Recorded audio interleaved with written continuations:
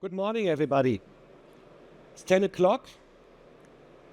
I would like to welcome you all here to give you a view on what we as Carrier Commercial Refrigeration are doing from the perspective of innovation to the cold chain and what is happening there, why natural refrigerants are so important. We have joined last week the Haier group. You may not remember Haier as a brand here in Europe as much as they are the #1 world market leader in refrigeration. They are 40 years in the business of refrigeration started, and now they're world market leader in the cold chain. And with our commercial offering, we are a natural add-on to the global cold chain development. And certainly when you're talking about natural refrigerants and when you're talking about CO2, for a lot of people, it's not well known that it's not only the refrigeration technology which is important, that it is also the coupling with the heating technologies, the HVAC systems, and the ability to also run into ambient temperatures which are much higher than where originally the CO2 started. When we are looking to the commercial refrigeration business, what we are in, we are the #1 player in the commercial stationary cooling and refrigeration in Europe. The company is around 1.1 billion. And when you're talking about the market, it's a huge market. And the market is growing mainly on the CO2 and the natural refrigerant side. And when you're looking from the setup perspective, on a worldwide basis, we already have done 23,000 mechanical compression systems in the CO2, including all installation and all the services, what is happening there. We have an online monitoring capability with more than 10,000 connected sites. And when you're looking from the installation and planning perspective, we are also doing the service. And the usual rate, we have 92% of the sites we have installed, which we also do the service for.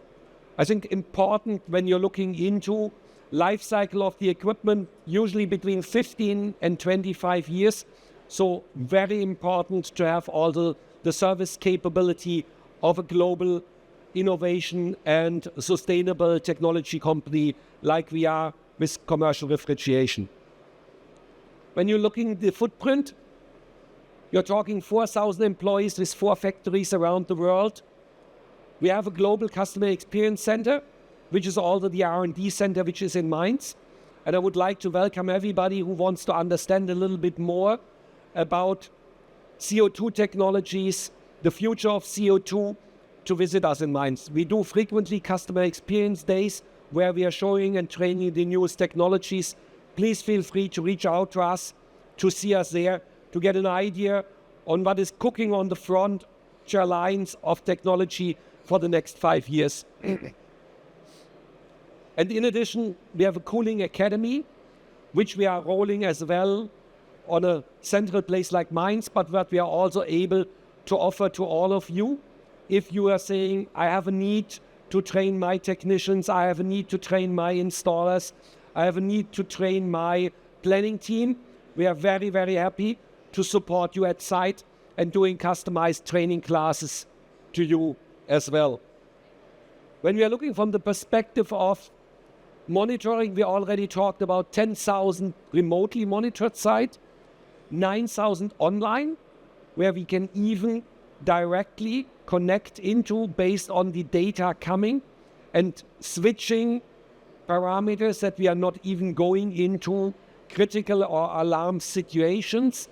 And what is also very well needed and what we are doing, alone in Europe, we have more than 700 own technicians, which we are also training to our cooling academy, which are capable from HFC installations into CO2 installations to do the complete alarming and maintenance.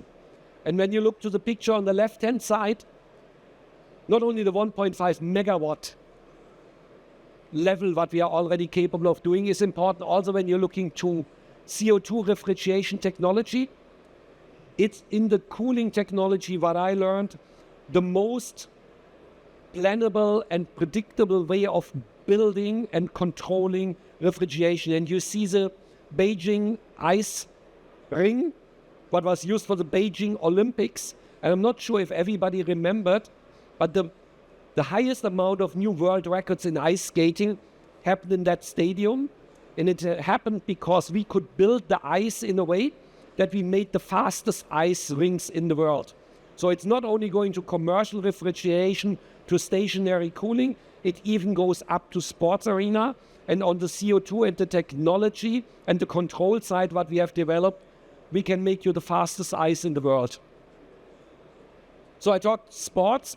What we are usually doing, we are doing retail solutions from hypermarkets to convenience stores to gasoline station stores.